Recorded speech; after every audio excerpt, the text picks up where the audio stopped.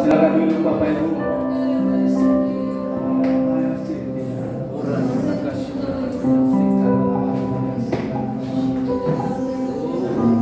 Setiap roh yang bukan dari Tuhan bersih dari Tuhan. Yang roh yang menentang firman keluar dari hati kami. Dan hati kami seperti tanah yang siap untuk ditahuni dengan benih firman. Dan firman itu tidak pernah gagal. Firman selalu ya dan amin. Dan firman itu adalah Allah sendiri. Dalam kasih dalam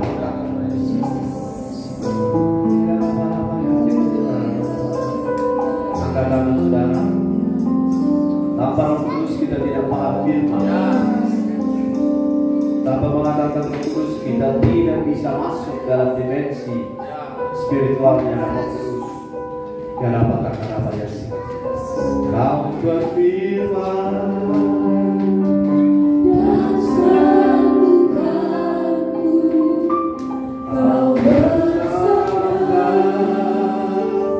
dan selamatkanku, tiada yang mustahil bagimu, Yesus ku percaya padamu.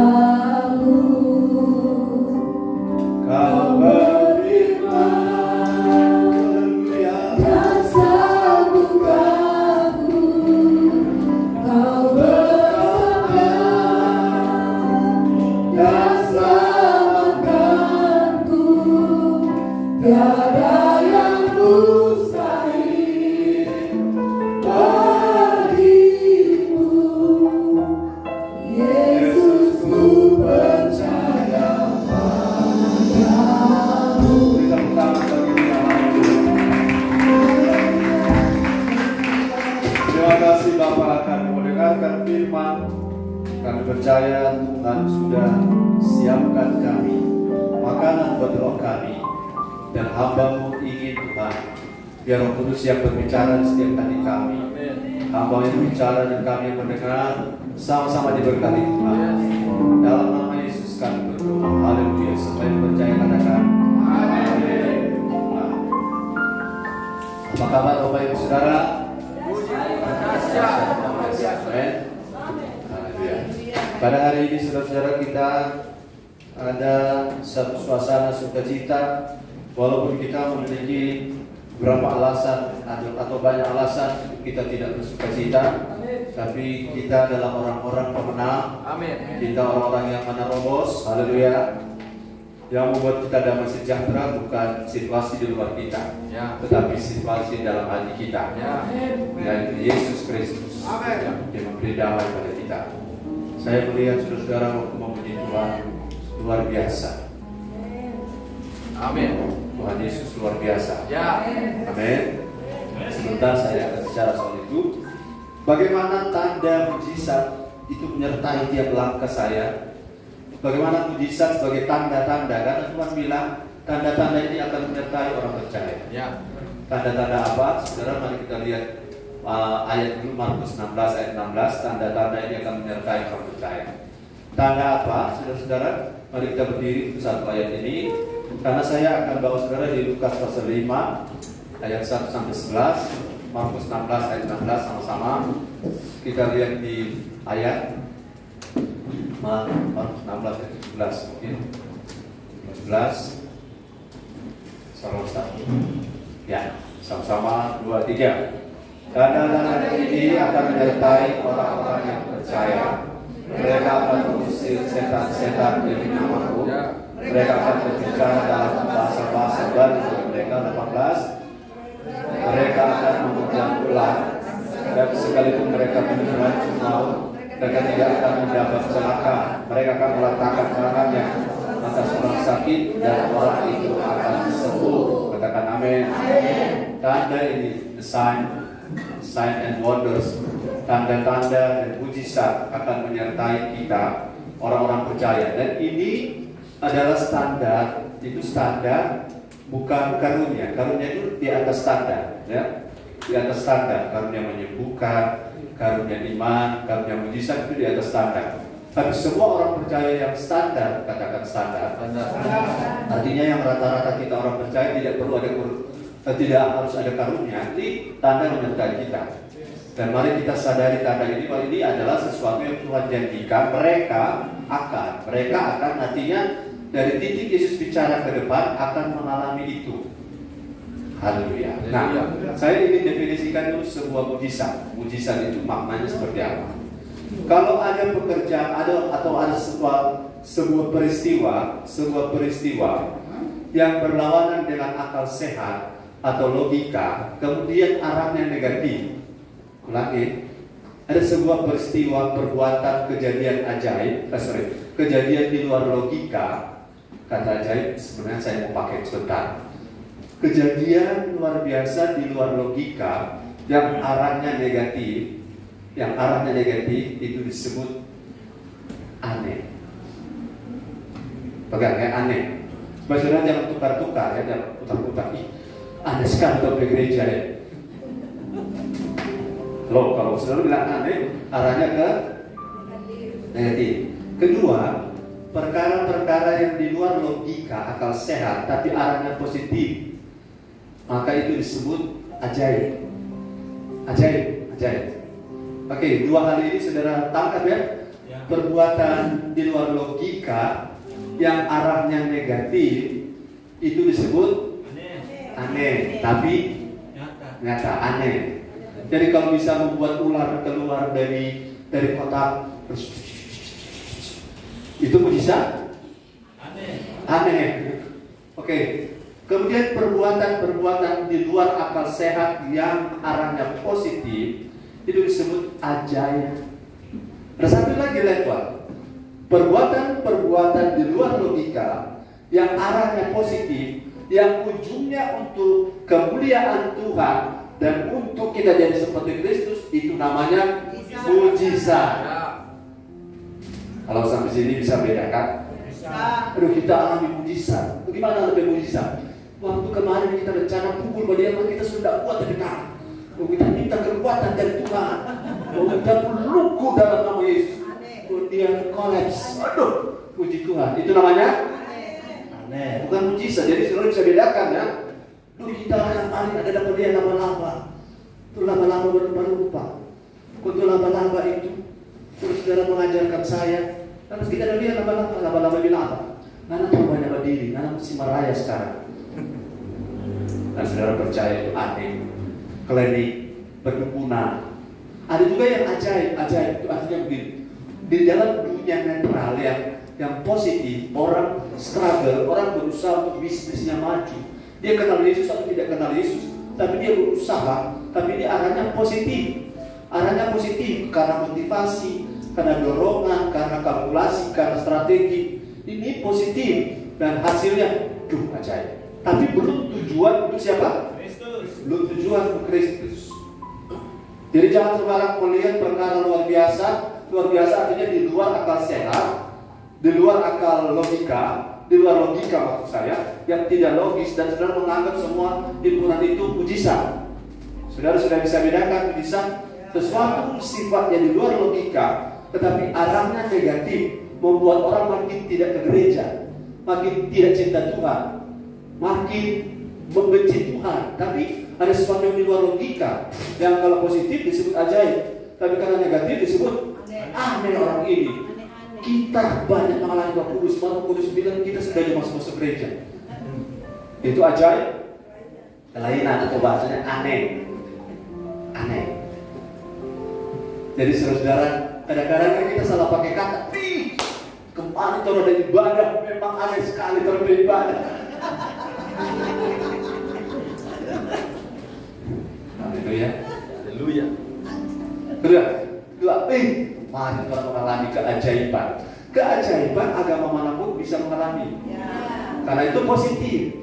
Maka di situ ada area positif thinking. Tapi positif thinking masih kurang satu hal. Dia sudah positif, tapi bukan tujuan untuk kemuliaan Kristus, belum tentu. Dan bukan tujuan untuk membuat kita jadi seperti Kristus. Jadi kalau ada sesuatu, perhatikan setiap pekerjaan Kristus di dalam Injil dan Paulus rasul-rasul, semua mujizat, semua perbuatan di luar logika, arahnya untuk membuat kita jadi seperti Kristus. Orang buta berjalan, amin. Orang buta melihat. Nah, orang lumpuh di depan pintu gerbang indah, itu mereka mengatakan Petrus dan siapa? Petrus dan Yakobus. Nanti buka ulang. Emas dan perak tidak ada berkah, tapi demi nama Yesus, orang Nazaret itu, berjalanlah. Jadi siapa yang dibawa? Nama siapa? Nama Yesus. Nah, kita dapat Pak Dukun kemarin. Luar biasa, kita mengalami mujizat. Dukun pegang telur begini. Kalau kita mau tanya, tapi soal dari di mana? Sama dia di telur ini rubuh sendiri. Itu dia rubuh ke kiri. Wah, bisa langsung pulang. Telur rubuh ke kiri. Itu telur kalau lepas begini, tetap dia mau rubuh juga, bukan? Jadi kalau saudara percaya mujizat, itu namanya aneh.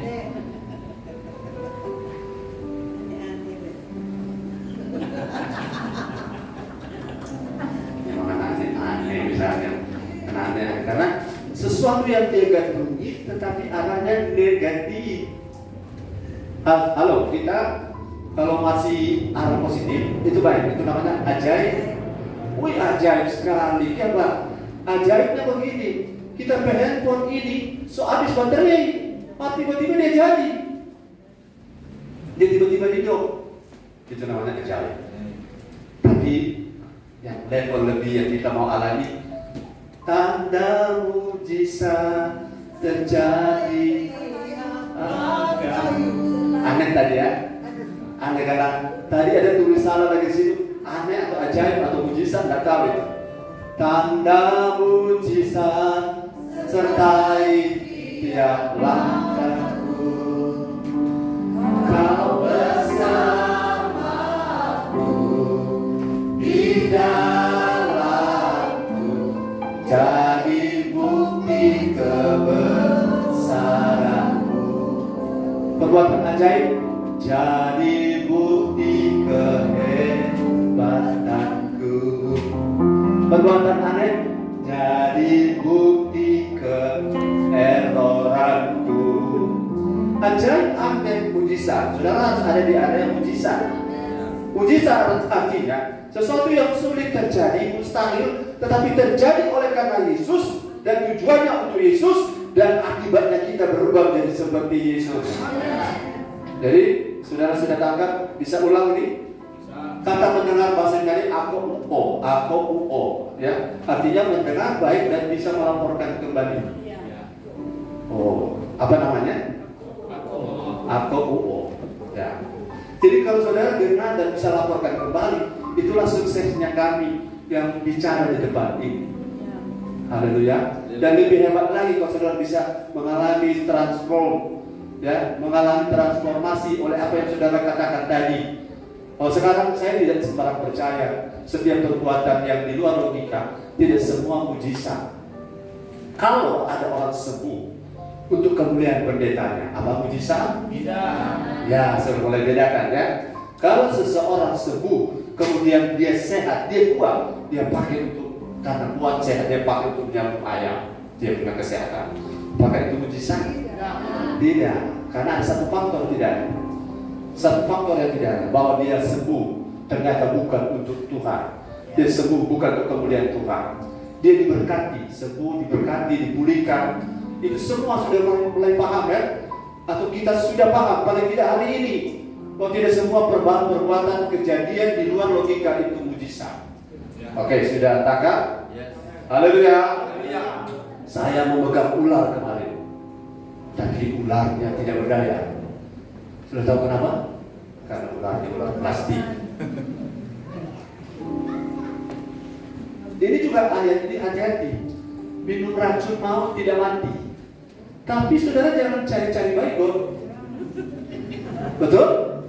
Karena itu untuk apa? Untuk kemuliaan diri. Saya ini punya kuasa, saudara. Ini apa ini? SOS. Saya punya kuasa dalam nama Yesus.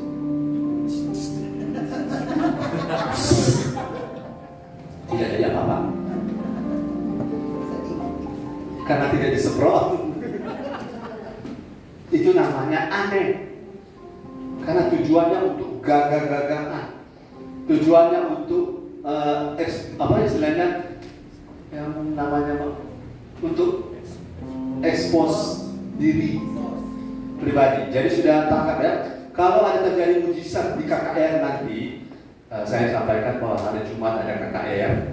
DP judul saudara, Bartimeus buta mata, tapi tidak buta hati. Ya. Haleluya. Haleluya. Nah hari itu nanti yang WR Singer hari ini yang bertugas pada hari Jumat. Semuanya musik akan disesuaikan. Saya minta dibantu dukung karena saya bukan punya karunia satu-satunya. Saya tidak bisa bekerja sendiri. Saya harus korporat. Dulu saya sendiri, tapi sekarang saya harus bersama-sama saudara. Amin. Karena kita diberkati bukan hanya sendiri-sendiri tapi bersama. Haleluya. Oke, Lukas 5 ayat 1 sampai 11. Lukas 5 ayat 1 sampai 11. Sudah bisa bedakan perbuatan di luar logika yang tiga jenis tadi? Sudah bisa ulang? Sesuatu yang di luar logika yang mengarah kepada negatif.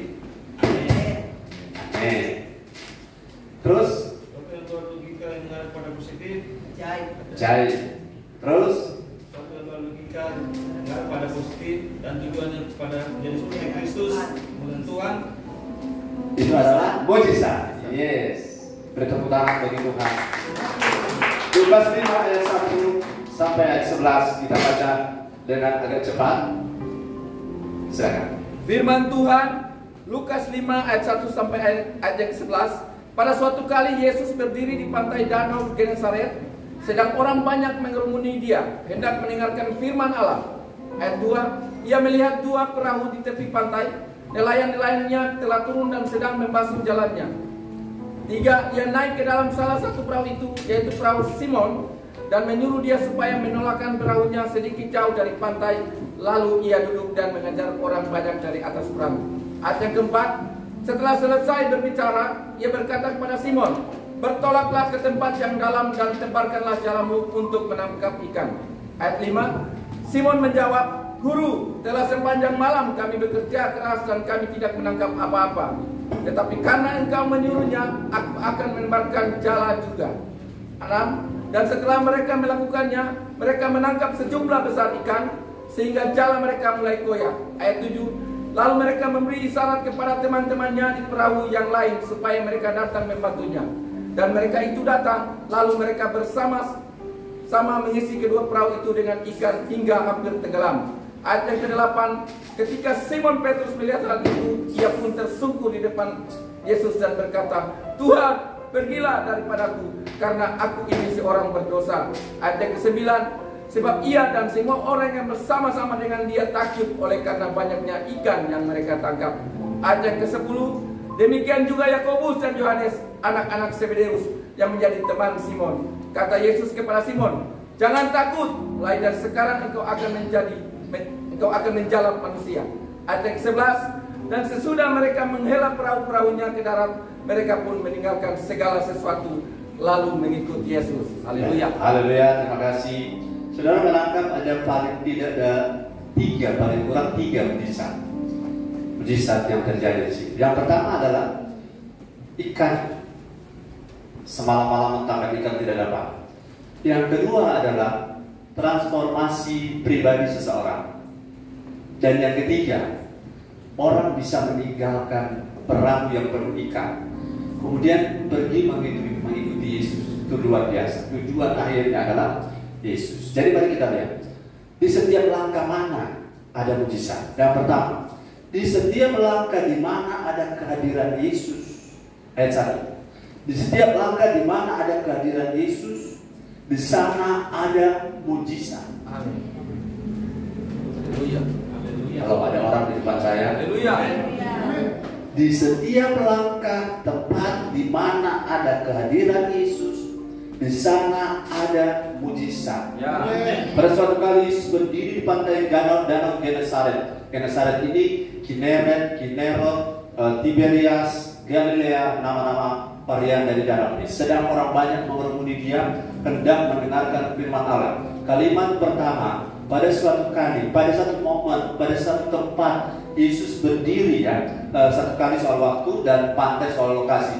Pada suatu kali waktu tertentu, Yesus berdiri di pantai Danau Genesaret. Saya jelaskan sedikit. Saudara, kata berdiri adalah sesuatu yang akan mempunyai dampak pada kita, karena Yesus tidak sekedar berdiri, tapi kata Yunaninya menggunakan, jadi karena ekspositori, jadi saya tidak kemana-mana, saya harus gali ke dalam ya.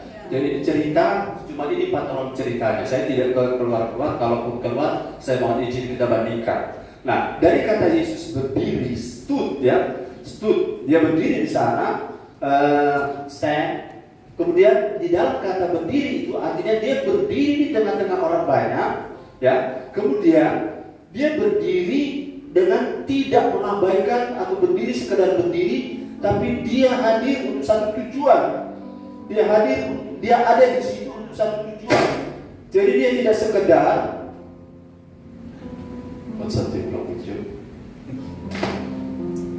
dia tidak sekedar ada di situ, tetapi dia berdiri di situ. Dia berdiri tidak dengan sedang mengabaikan orang-orang yang ada di sekitar situ. Jadi kehadirannya ada kehadiran kualitatif. Mengerti? Kehadiran kualitatif. Kehadiran kualitatif dengan kehadiran kuantitatif itu bedanya. Aku hadir di sini karena ada satu maksud, ada tujuan. Yang kehadiran kuantitatif cuma sekedar bertambahan jumlah, cuma bikin rame, memang tak ada tujuan. Saudara datang di ibadah ini kehadiran kualitatif atau kuantitatif. Jadi cuma bikin kita tambah jumlah, kita harus kualitatif. Artinya dari segi motif, ada yang saya datang, ada maksud di kandung badan, maksud di kandung hati saya datang, amin. Jadi saya tidak datang di sini karena memang karena saya gembala. Bagaimana saudara kalau saya cari izin 2 minggu, 3 minggu tidak datang? Tentu tidak bisa. Jadi saya datang kadang-kadang sudah poinnya karena saya gembala, tapi tidak boleh saya di situ karena saya datang karena secara kualitatif saya datang sini ketemu Tuhan, bukan melayani saudara saja, amin. Kalau saya tidak ketemu Tuhan, bagaimana saya melayani saudara? Haleluya. Saya bukan tujuan melayani saudara yang pertama, karena saya tidak bisa, kalau saya tidak bisa tangkap apa yang Tuhan pesankan, saya bicara apa pada saudara? Jadi kehadiran Yesus adalah kehadiran berdiri di pantai Danau Genesaret. Kehadirannya, saya sebelum lanjut saya mau kasih tahu sebuah pengulangan. Yesus kita adalah Allah. Allah kita adalah Allah yang punya atribut, Allah yang omnipresence. Presence artinya Allah maha hadir. Maha hadirnya Allah itu begini. Tidak ada ruang di mana tidak ada Allah. Tidak ada tempat di mana Allah tidak bisa berada. Ayo ikut ini bahasa karena saya ini sedang dihubungi oleh seorang ahli bahasa, doktor bahasa, dan kami sedang berkonsultasi. Dan karena saya minat di bahasa, terutama bahasa Indonesia, ya. Dan kenapa saudara-saudara orang bisa habis bahan? Karena bahasanya mungkin dia tidak upgrade. Kita harus upgrade bahasa. Sebab ada orang bermaksud bagus, tapi karena salah kata dia pakai dan tidak nyampe itu maksud. Haleluya. Puji Tuhan. Haleluya. Nah, ketika saudara-saudara saya melihat Yesus ini berdiri, dia hadir, dia omnipresence, dan kehadirannya saudara tidak dibatasi oleh ruang, tempat, waktu, ya. Dia bisa ada di ruang tertutup, bisa tiba-tiba ada di luar. Tapi bukan itu, bukan soal berpindah, bukan transnya. Tapi dia sekali berada di segala tempat dia ada. Mengerti ya? Oksigen di mana-mana ada. Betul? Sekali berada di seluruh tempat ada oksigen. Tapi kualitas kehadiran oksigen tidak sama dengan kualitas kehadiran Allah. Tapi sekarang pertanyaan, kenapa Allah yang hadir di mana-mana, kok dia tidak beroperasi di mana-mana? Nah, itu persoalan. Allah ada di mana-mana, tetapi dia tidak bersekutu di sembarang tempat. Allah ada di mana-mana, tapi dia tidak join dengan setiap orang di sembarang tempat. Amin. Jadi Allah ada berdiri di pantai Danau Genesaret dalam Yesus ini, dalam pribadi Yesus, karena dia ada punya maksud di situ.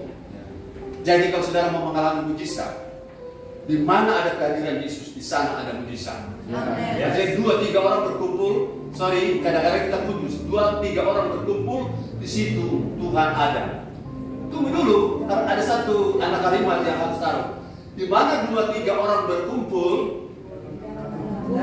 di dalam namaku, di situ Tuhan ada. Saya pernah ngomong satu kali khotbah, lupa bilang itu kalimat kedua. Di mana 2-3 orang berkumpul, Yesus ada. Itu kalimat ketiga, lupa bilang. Di mana 2-3 orang berkumpul karena namaku. Matius berapa itu? Matius 18 ayat 20. Coba baca. Di mana ada 2-3 orang berkumpul, ada motif karena namaku itu motif, maka di situ Tuhan hadir. Firman Tuhan Matius 18 ayat yang ke-20, sebab di mana 2 atau 3 orang berkumpul dalam namaku, di situ aku ada di tengah-tengah mereka. Yes. Haleluya. 2-3 orang berkumpul, 1. Berkumpul dalam nama Yesus. 2. Baru di situ Yesus ada di tengah-tengah mereka. Kata ada di sini adalah Yesus hadir secara kualitatif. Yesus mau hadir dan mau terlibat. Amin. Yesus mau hadir dan Yesus mau berpengapa, bahasa orang lain. Berpengapa, mau membuat sesuatu di situ. Jadi di tempat di mana saudara tahu Yesus tidak hadir, kalau saudara hadir di situ dan saudara berharap mujizat tidak ada. Sangka? Ya. Di tempat di mana Yesus tidak hadir, Yesus hadir tidak sembarang tempat. Karena ada tempat dia tidak suka hadir. Di tempat mana Yesus tidak suka hadir? Saya kasih contoh. Di tempat mana Tuhan Yesus tidak suka hadir? Di tempat, saya kasih contoh, di mana dia tidak dihormati. Ya. Haleluya. Haleluya. Saudara, pejabat sehebat apapun, dia tahu dia tidak mau hadir di mana di tempat di mana dia ditolak.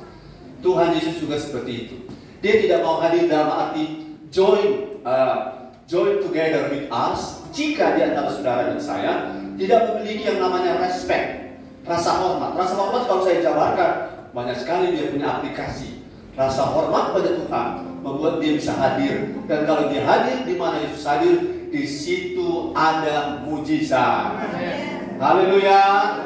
Tapi mujizat sudah sepakat kita bahwa perkara di luar logika yang terjadi karena Yesus dan untuk kemuliaan nama Yesus. Itu yang kita cari, amin. Jadi sekarang kita sudah tangkap bahwa orang banyak yang ada di situ dan Yesus ada di situ, seperti pada waktu Yesus ada di pesta di Kana, bukan? Ada 2 peristiwa, ada 2 tahap. Yesus hadir, diundang saja tapi tidak digubris. Tapi ketika kehabisan anggur, baru orang cari. Orang tidak cari Yesus waktu orang ada masalah saja, bukan? Katakan amin. Kalau saudara cari Yesus waktu ada masalah saja, itu tidak beda dengan dokter. Saudara nanti sakit, cari dokter, bukan? Kalau saudara datang terus pada dokter itu, jangan-jangan saudara dan dokter itu suami istri. Karena orang yang datang terus pada dokter itu cuma datang waktu sakit. Betul? Kalau kita datang pada waktu butuh saja dengan Tuhan, Tuhan itu seperti itu bagi kita. Kalau saya tidak ada masalah, tidak penting Tuhan. Kalau saya ada masalah, penting itu Tuhan. Nah, bukan kualitas itu kita. Amin. Kita punya kualitas, saya ada masalah, tidak ada masalah. Mau bobe atau banyak duit, apapun galau atau tenang, damai, tetap saya datang padanya. Karena Yesus segala-galanya bagi kita. Karena Yesus itu yang mempunyai makna yang paling tertinggi dalam hidup saya. Ya, Jesus is the center of it all. Segala sesuatu yang saya lakukan karena Yesus, untuk Yesus, dari Yesus, oleh Yesus, bagi Yesus, untuk Yesus. Ya, bagi Yesus. Jadi dari Yesus, oleh Yesus, untuk Yesus, bagi Yesus kemuliaannya. Ya, kalau seperti itu, saudara tidak datang padanya hanya karena saudara lagi mood. Amin. Ya. Tapi kita datang karena memang saya tidak bisa tanpa Dia. Saya tidak. We are nothing without Jesus. Okay? Kalau sudah sampai begitu, mujizat selalu mengikuti. Langkah mujizat sertai Dia, langkah Kau bersama. Yes, tidak jadi bukti kebesaranmu. Yang kedua, langkah-langkah mujizat mana yang akan langkah-langkah mujizat mana? Langkah-langkah mana yang akan disertai tanda mujizat? Langkah-langkah mana yang akan disertai tanda mujizat? Yang kedua, di setiap langkah di mana ada firman dibentangkan, di sana ada mujizat. Yes. Haleluya. Haleluya. Sudah tangkap ini? Setiap langkah di mana ada firman dibentangkan, di situ, di sana ada mujizat. Mari lihat Lukas 5 ayat 3. Lukas 5 ayat 3. Kita tidak kemana-mana, cuma di Lukas 5 ini. Lukas 5 ayat 3. Silakan. Firman Tuhan, ia naik ke dalam salah satu perahu itu, yaitu perahu Simon, dan menyuruh dia supaya menolakkan perahunya sedikit jauh dari pantai. Lalu ia duduk dan mengajar orang banyak dari atas perahu.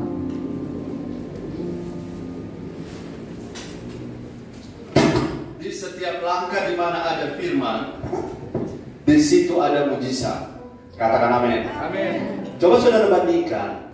Yohanes 1 ayat 1 bilang, pada mulanya adalah firman. Firman itu bersama-sama dengan Allah. Dan tanpa firman tidak ada satupun yang dapat diciptakan. Ya.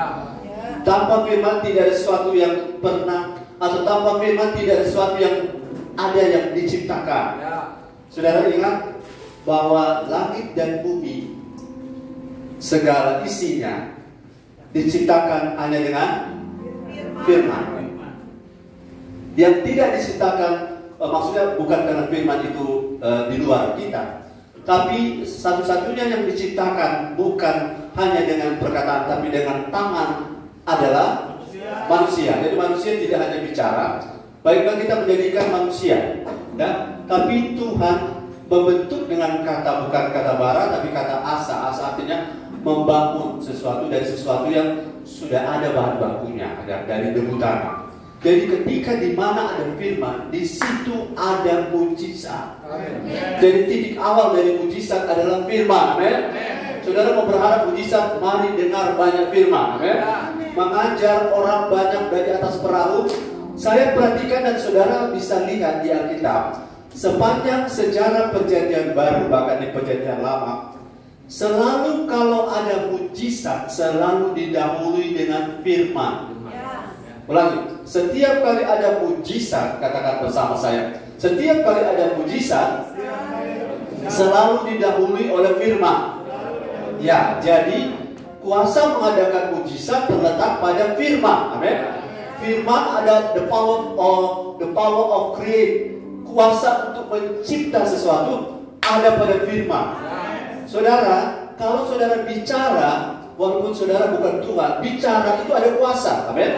Bicara ada kuasa. Saya sudah contohkan bahwa kalau kita bilang bego lu, maaf ya, minta maaf, itu orang akan merekam dan itu akan merubah sesuatu. Amin. Merubah sesuatu. Misalnya koki memasak dan kemudian kita bilang, ini makan ini enak luar biasa.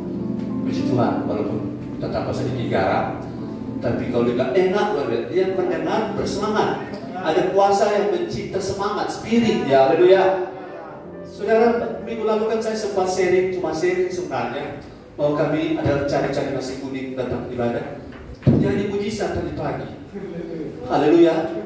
Ada makanan yang datang. Amin.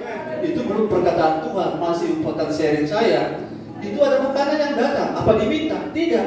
Firman beroperasi. Firman bekerja. Firman mengubah suasana hati. Firman mendorong terjadinya tindakan-tindakan iman. Dan Roma 10 ayat 17 bilang apa? Roma 10 ayat 17 bilang, ini jelas sekali hubungan antara firman dan mujizat. Roma 10 ayat 17. Silakan.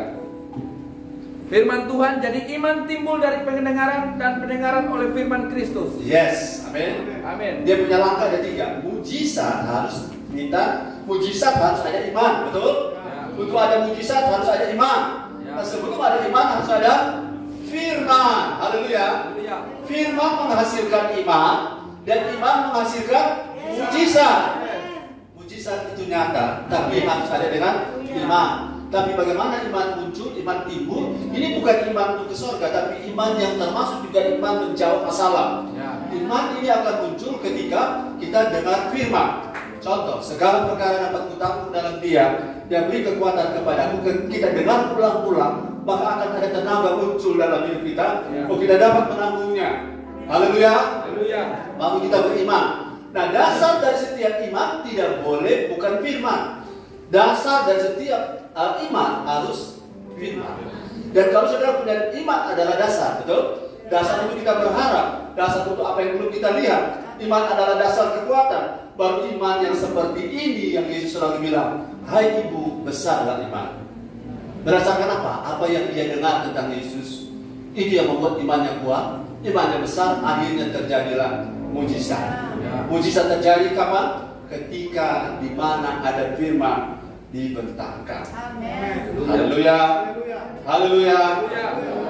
Jadi kalau saudara bergairah dengan firman, saudara punya sukacita. Ini poin yang ketiga. Di setiap langkah di mana ada orang untuk mengalami mujizat, di setiap langkah di mana ada orang yang lapar dan haus akan firman, di sana ada mujizat. Haleluya. Boleh bilang haleluya.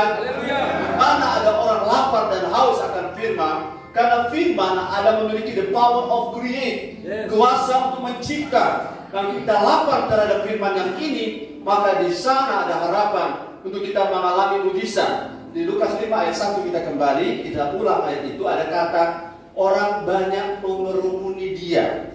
Orang banyak mengerumuni. Silakan membacanya. Pada suatu kali Yesus berdiri di pantai Danau Genesaret, sedang orang banyak mengerumuni dia, hendak mendengarkan firman Allah. Orang banyak mengerumuni. Kata mengerumuni ini bukan satu gelombang kumpulan orang yang bergerak secara acak.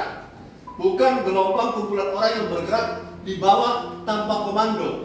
Tapi orang mengerumuni Yesus ini karena ada sesuatu tarikan. Tarikan apa yang paling terakhir adalah tarikan hendak mendengarkan firman Allah. Kalau saudara ketemu Yesus dengan tarikan, bukan untuk diberkati saja, bukan untuk supaya melihat siapa Yesus seperti Sakeus, tapi kalau saudara pengen mengerumuni dia karena motif pengen, karena lapar dan haus akan firman, maka di sana kan sebentar ada mujizat. Di sana ada mulai harapan terjadinya mujizat. Kata mengerumuni ini dalam bahasa Inggris, dalam King James Version ada press open. Press upon tulisannya. Press upon artinya press about him. Kita menekan Yesus ada di tengah, kita berkerumun, kita akan seperti seorang buat sedikit, kita suka mendengar. Seorang buat sedikit. Jadi kita ada upaya, amin. Kita ada upaya untuk kita bisa press open. Ya, kita berusaha untuk menekan ke depan, menekan untuk istilah Manado, bersusuru supaya bisa dengar firman. Di situ ada peluang mujizat. Haleluya. Karena tingkat respon menentukan tingkat berkatmu. Katakan amin. Jadi ketika seseorang bergairah dengan firman, itulah cikal bakal, saudara. Saya percaya bagi Tuhan tak ada yang mustahil. Banyak hal di hidup kita mungkin sukar, sulit, tidak bisa kita atasi. Tapi ketika budaya, katakan budaya lapar dan haus akan firman, itu mulai terus bertumbuh, maka kita punya prospek, kita punya harapan untuk mengalami apa yang namanya perbuatan ajaib dan positif yang dikerjakan oleh Yesus, dan untuk kemudian Yesus terjadi pada kita. Katakan amin. Ini memang tidak mudah, tapi saudara-saudara jangan bekerja keras untuk mengadakan mujizat. Bekerja keraslah untuk respon firman. Haleluya. Karena saudara merubah sesuatu tidak bisa, bukan? Kita bisa di bagian apa? Bagian dari lapar dan haus akan firman. Lapar dan haus akan firman ini kan bisa, betul ya? Lapar dan haus akan firman kita bisa upayakan, tapi untuk membuat mujizat tidak bisa kita. Jadi karena bagian kita adalah lapar dan haus, maka Tuhan sebentar akan bilang kepada Petrus dan teman-temannya, tebarkanlah jalan. Haleluya. Ini orang-orang kalau press upon, selalu istilahnya berupaya mengerumuni Yesus, berupaya mendorong yang lain, bukan menyingkirkan yang lain, tapi berusaha untuk jadi lebih dekat, untuk kita bisa tangkap firman. Maka itu akan menjadi harapan bagi saudara, harapan bagi gereja kita. Kalau gereja kita banyak dengar firman, jiwa-jiwa akan datang. Kalau gereja kita banyak dengar firman, lapar dan haus akan firman, saudara punya doa, harapan, cita-cita akan jadi kenyataan. Saya sedang berimajinasi apa yang kita perlu di gereja itu Tuhan akan sediakan. Apa yang saudara butuhkan, sebut saja. Tuhan akan sediakan, tapi Tuhan lihat respon terhadap firman. Karena di dalam firman ada kuasa mencipta.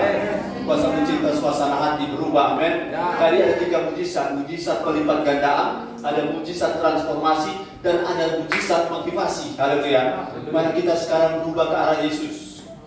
Kemudian mujizat berlipat ganda, tapi dari Yesus, ujungnya untuk Yesus. Yang keempat, haleluya. Di setiap langkah, yang keempat, di mana ada orang mau belajar untuk tidak menggunakan pengertiannya sendiri. Di sini bagian yang perlu perjuangan.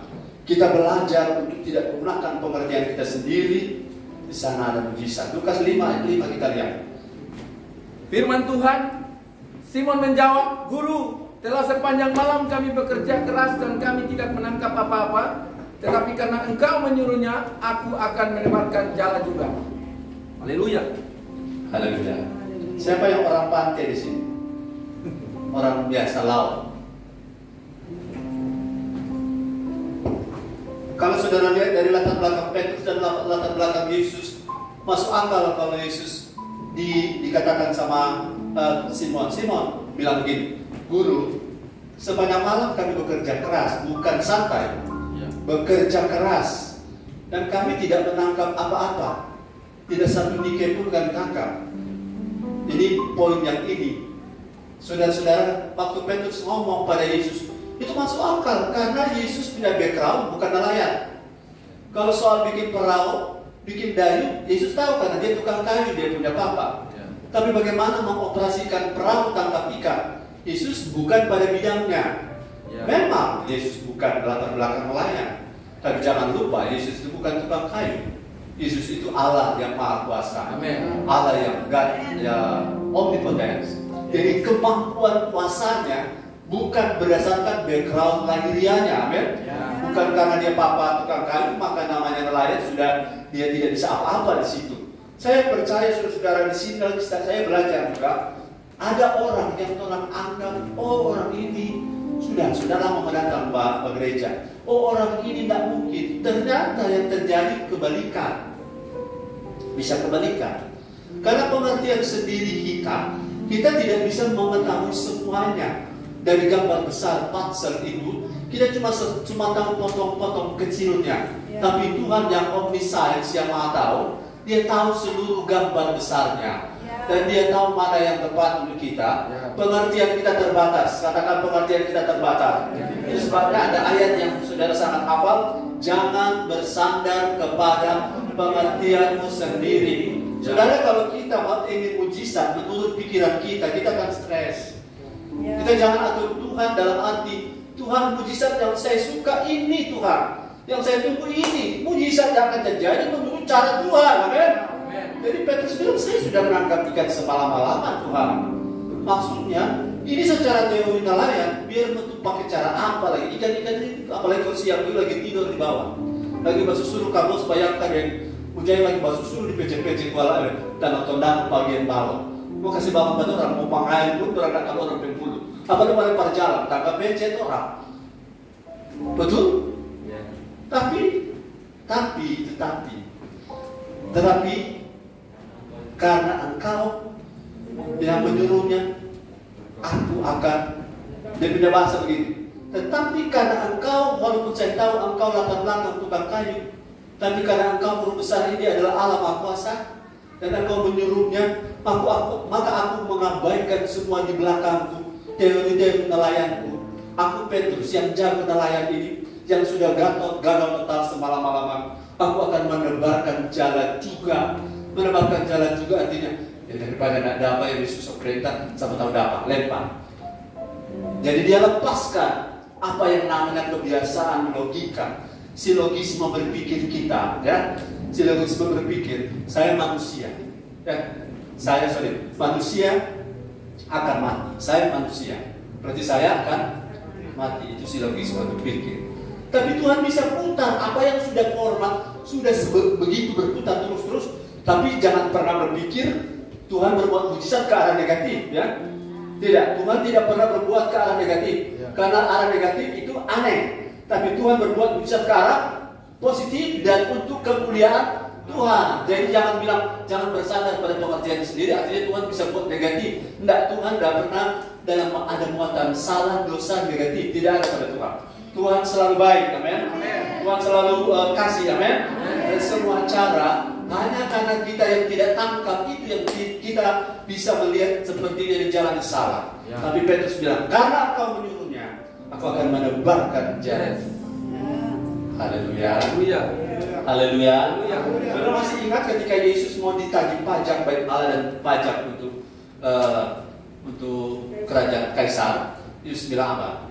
Pergi ke danau kamu, pancing, dan ikan pertama, ikan keberapa? ikan pertama yang kau tangkap, buka mulutnya. Di situ ada uang, koin di mulut ikan. Teori probabilitas.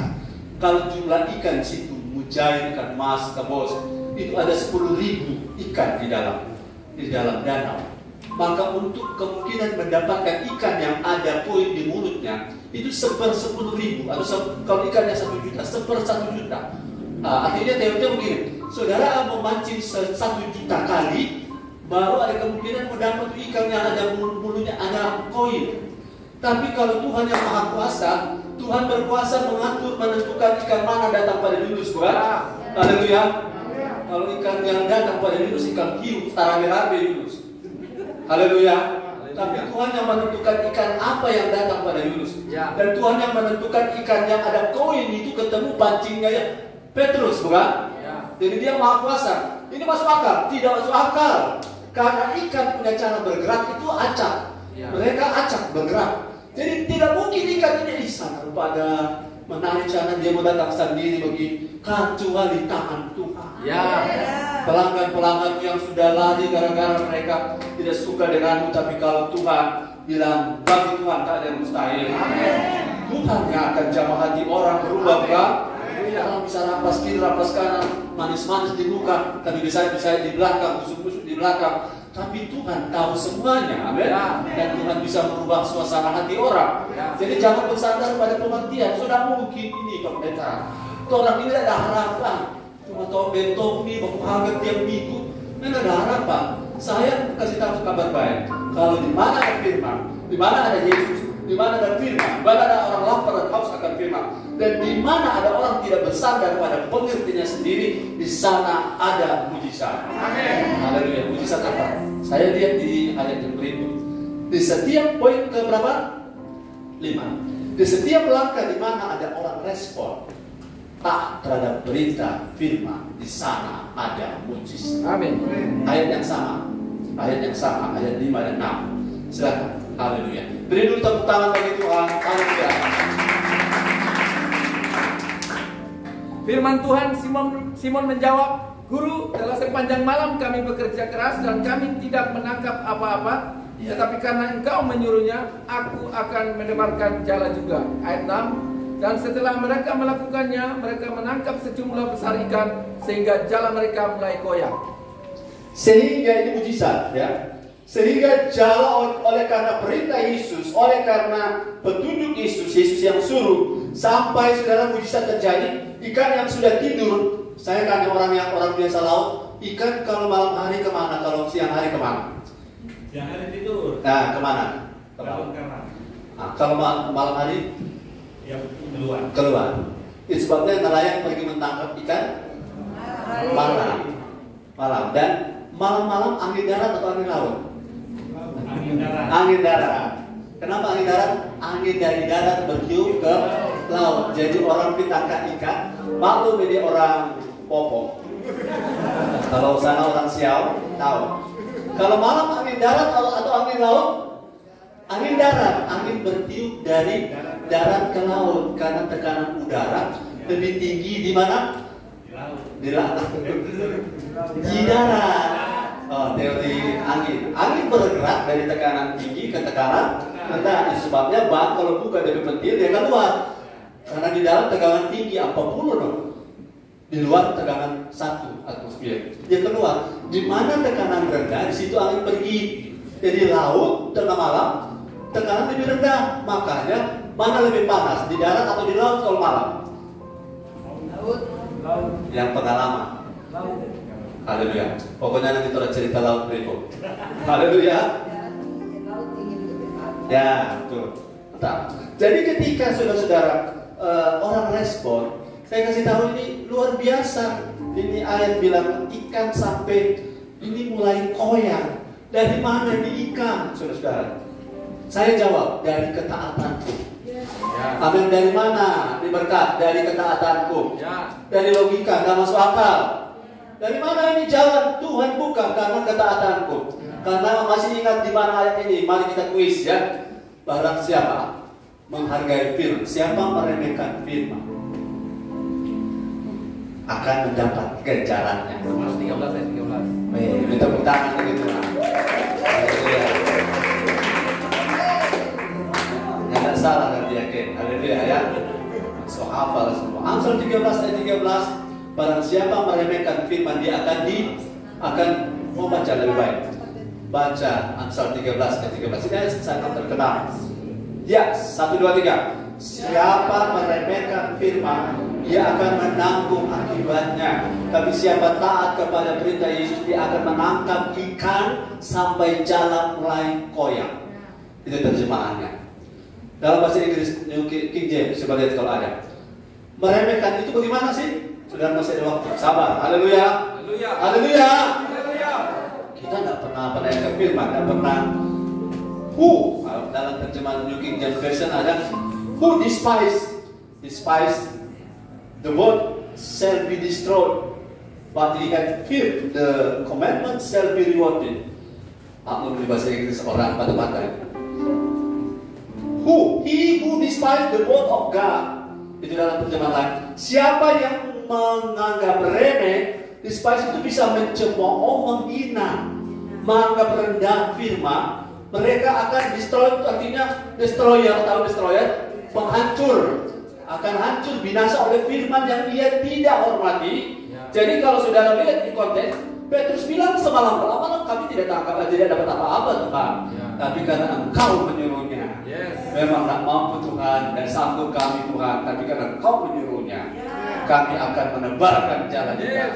Sebab Engkau akan mengembang ke kanan dan ke kiri. Amin. Amin. Saya lihat ayat ini luar biasa. Ketaatanmu adalah pintu berkatmu. Ketaatanmu adalah pintu mujizatmu. Haleluya. Katakan kiri kanan, ketaatanmu adalah pintu mujizatmu. Hampir sama dengan mulutmu adalah harimau. Haleluya. Haleluya. Saudara-saudara, memang dalam mentaati firman kita kadang-kadang mengalami kesulitan. Kesulitan dalam hal apa? Berita yang disampaikan pada kita kadang-kadang mengalami kendala. Kita dengar firman seminggu sekali. Sebabnya saya mohon maaf saudara, saya berbeban untuk selalu membagi firman pada saudara. Bukan apa-apa, karena memang ini tugas sebagai seorang pemberi makan. Dan saya ingin saudara, setiap kali saya beri makan firman, saya tidak sekedar comot, tapi saya belajar. Seminggu, setiap minggu hari Senin saya sudah belajar. Saya sudah berdoa pada hari Senin. Dan kadang-kadang saudara sampai tadi pagi masih editing. Jadi seminggu saya ubah ini, ubah ini. Karena saya tidak mau pengertian saya sendiri. Saya mau supaya pengertian dan mengenal. Dan itu mengalami berkali-kali revisi hanya dalam satu minggu. Ada yang saya robek dan ada saya buang karena belum seperti itu yang saya dapat. Saudara-saudara, ada dua anak pendeta dalam hal membanggakan khotbah bapak mereka. Bahkan tiga, tapi bapak khotbah luar biasa. Dia berkhotbah dalam 1 jam. Dia bisa berkhotbah berpuluh-puluh tema.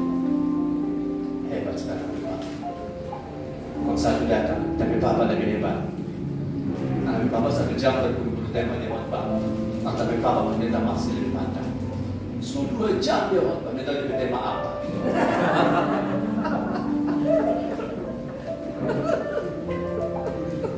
Haleluya. Kalau saudara dapat pendeta yang model kedua, tangkap apa susah, buat. Tapi orang-orang yang smart bisa tangkap, bisa dapat sesuatu. Nah, saudara dibantu dengan struktur cuma untuk menolong supaya sama rata. Tapi orang-orang tertentu tidak ada struktur, mereka bisa tangkap. Karena mereka lagi makan, bukan lagi makan susunan namanya skripsi yang dari pembukaan sampai kepustakaan. Mereka lagi makan. Saudara dan saya lagi makan, amin. Amin. Di mana ada respon terhadap firman, di situ ada mujizat. Ada lagi pendeta dan supir taksi di muka pengadilan surga. Kemudian tiba-tiba supir taksi dimasukkan ke surga.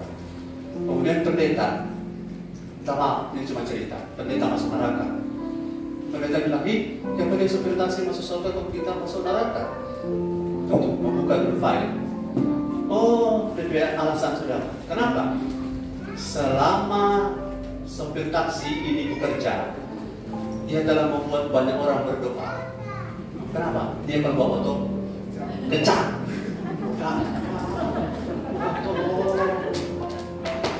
Haleluya. Haleluya. Bawa tuh sampai kencang-kencang. Dari penumpang berdoa. Dari sampai orang bisa masuk surga. Nah, kalau kita ada pendeta, buka catatan. Nah, selama mana ada khotbah, mana telah membuat banyak orang tertidur. Oh Tuhan, ampuni saya. Haleluya. Saya percaya saudara ini adalah satu cerminan yang sekedar cerita.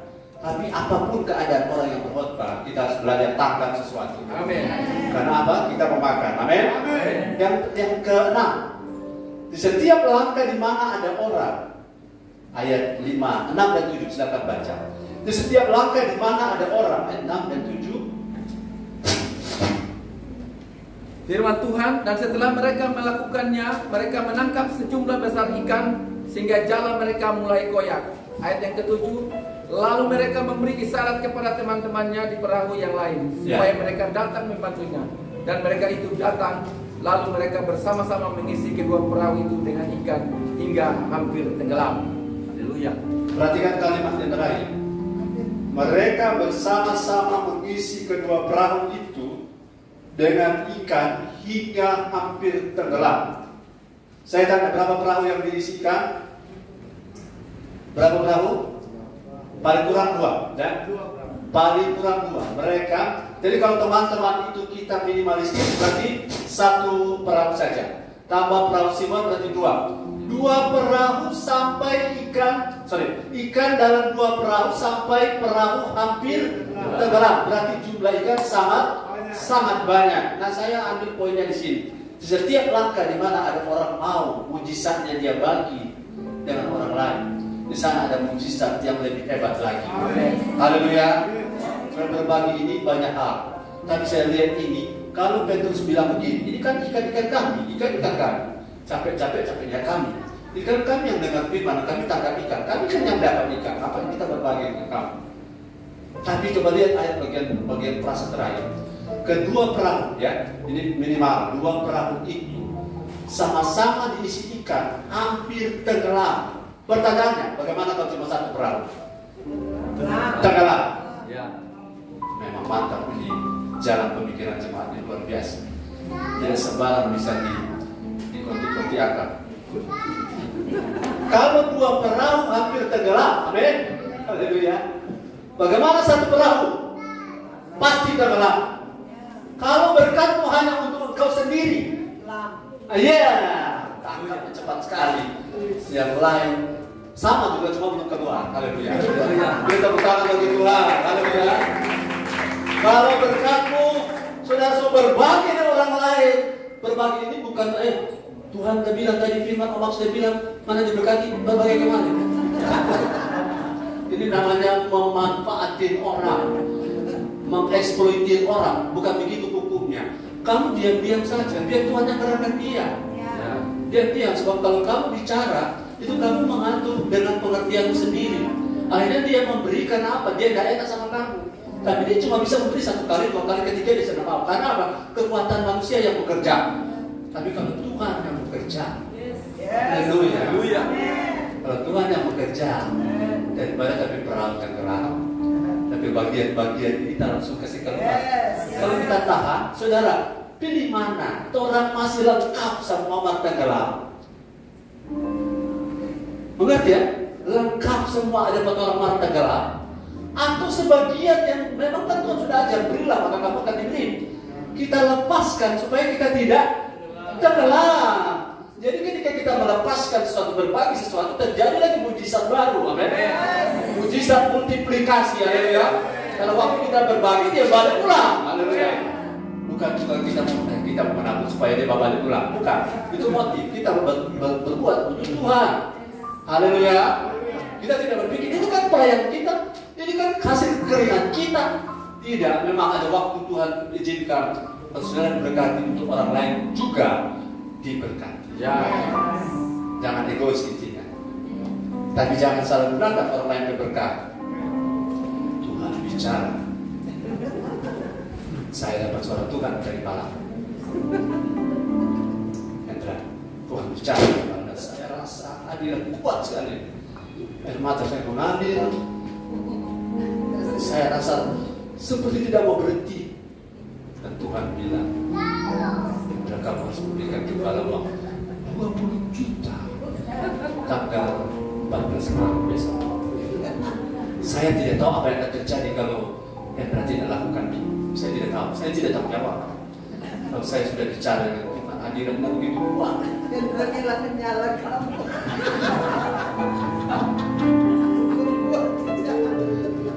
Halo, karunia-karunia seperti ini karunia manipulasi, karunia intimidasi, karunia makan untung, makan pinggir, membuat orang makan hati. Kalau memang Tuhan menggerakkan, saya tidak bicara. Malah dari mana? Tapi ini juga sudah rekayasa yang diceritain. Ada di mana? Ada di ruko.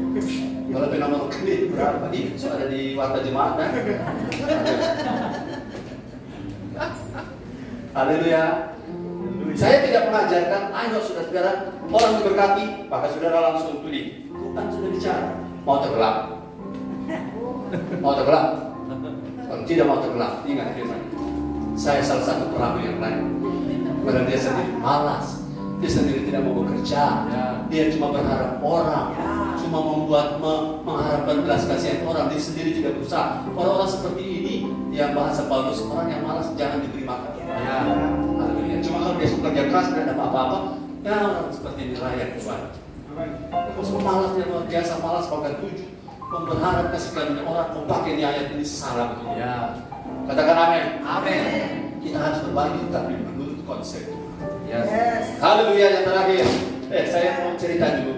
Ada seorang pemilik sapi di Ternate, dan minta maaf ini. Dia bersapi banyak sekali. Minta maaf. Sebelum kerusuhan dia bersapi banyak sekali. Orang datang minta bikin acara syukuran gereja, acara Natal. Oh boleh mintakan sapi. Sapi orang minta. Kalau ayam anak boleh, ini sapi. Lo anak sapi sebesar kami tua, betul? Jadi orang minta, semua orang dia minta beli. Kira-kira begitu. Karena ini memang dia kecil luar biasa. Tiba-tiba kerusuhan Ternate datang. Oh dia di jalan membatalkan. Oh siapa perlu sapi? Siapa perlu sapi 2 ekor? 10 ekor? Siapa perlu sapi? Orang jawab. Dari ini sudah bisa naik di kapal sana. Aku tarik dia ompe sapi. Om makan ompe sapi sendiri. Kenapa? Selama ini nyala tangkap besar Tuhan. Diberkati untuk memberkati. Sekarang urusan dia itu sapi. Sudah mau begitu? Dan gembala, apa yang kita bisa bantu? Maaf, gembala punya sudah ada semuanya. Haleluya. Gereja so ada, rumah so ada, foto so ada, anak so ada, semua cucu so ada, semua yang gembala terus so ada. Mau saudara mau bantu saya, lebih baik bantu orang lain. Kira-kira begitu. So terlambat sudah kau datang padaku. Setelah kau lupakan diri kepada waktu aku butuh. Sekarang aku tidak butuh kau datang. Terlambat sudah. Pada waktu berbagi ada waktu tidak lagi Tuhan bilang sudah. Haleluya. Satu waktu ini cerita dulu. 1 jam saja saya lupa. Puji Tuhan, mujizat terjadi. Satu waktu kami belanja di Mantos. Pertama kali Mantos ada, saya waktu itu bawa mobil Zebra. Kemudian istri saya berbelanja. Nah, maaf ya, tidak termasuk menyinggung, tapi ibu-ibu punya karunia. Karunia melihat. Saya lihat ada kesamaan di responnya. Saya bilang, orang Beoto habis bensin. Habis bensin. Dia berbelanja. Dia lupa. Dia bilang, duitnya habis. Bensinnya sudah di bawah standar. Saya tahu kalau saudara telah melakukan kebiasaan berbagi berkat, pada waktu saudara kesesakan Tuhan akan memberkati saudara. Orang yang memberkati orang susah sama dengan mobil tangki Tuhan. Haleluya. Kalau kita membawa itu berkat, kita pergi kepada sama kembali lebih susah sekali kasihan. Motifnya saudara, saya tidak susah, saya cuma mau kasih tahu bahwa saya masih banyak butuh untuk kemuliaan Tuhan, amen. Tapi saya tidak mau jadi pengemis, amen. Saya mau jadi orang yang karena Tuhan ada orang memberi berkat, haleluya. Nah di waktu itu saya betul-betul bingung mau kemana nih, habis ini mau ke rumah, jalan saya waktu itu tidak ada jalan. Saya berjalan lebih dulu dan ketika saya ada di sekitar mobil, aduh Tuhan tolong itu cara Tuhan. Kita lihat dalam kertas merah-merah di lantai.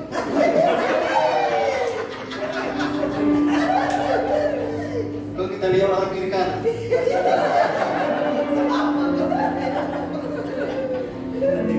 Kok saudara kita bawa lukus saja gini. Nah, tahun dulu kan main biak begini, main laki-laki dia main biak cek. Baceng kan. Baceng kita masuk kita cek.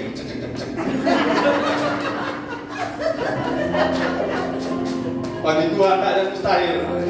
Langkah mujizat tanda mujizat terjadi tiap langkahku. Minta maaf, saya masih kurang kuasai lagu, jadi minta maaf ya. Makanya saya suruh latihan, tapi saya juga tidak latihan. Tanda mujizat sertai tiap langkahku, Kau bersamaku di dalamku, jadi bukti kebesaranmu. Jangan bersandar pada pengertianmu sendiri, bersandar kepada cara Tuhan. Dan kau taat dan janji. Kalau saya diberkati, saya tidak akan egois. Amin. Haleluya. Waktu kita cek, istri saya naik, dia tahu kita sudah tidak ada uang bensin. Dan saya bilang, macam mana lagi nakal. Oh Tuhan, boleh 1 minggu punya isi. Sahabat motor sama-sama kemantau. 1 tahun kejadian yang jadi ulang. Tapi bukan itu, saudara-saudara. Bagi Tuhan tak ada mustahil, amin. Jadi saudara-saudara, kalau mau diberkati, jangan buat saudara egois. Itu membuat saudara tenggelam sendiri. Bisa tenggelam? Oh, ya. Ini direkam, tapi kita masih cerita. Saya di warung tadi ketemu seorang anak muda di gereja ini. Di situ terlihat mereka bercakap-cakap akrab dengan kasir. Tanya, kamu dua semua kenal? Ih, ini langganan Bapak. Langganan maksud hampir tiap hari mau berapa tahun di warung ini. Bapak dia beli, iya. Harus supaya nggak tahu, semua yang datang mau belanja sini atas komando kita. Kau tuh kasih bilang, oh berarti Bapak sebenarnya yang pelanggan kami. Padahal kita sudah rencana jahat. Sementara rencana jahat saya adalah saya mau kumpul staf keuangan 2 orang ini. Kita sudah lihat satu peluang mujizat akan terjadi.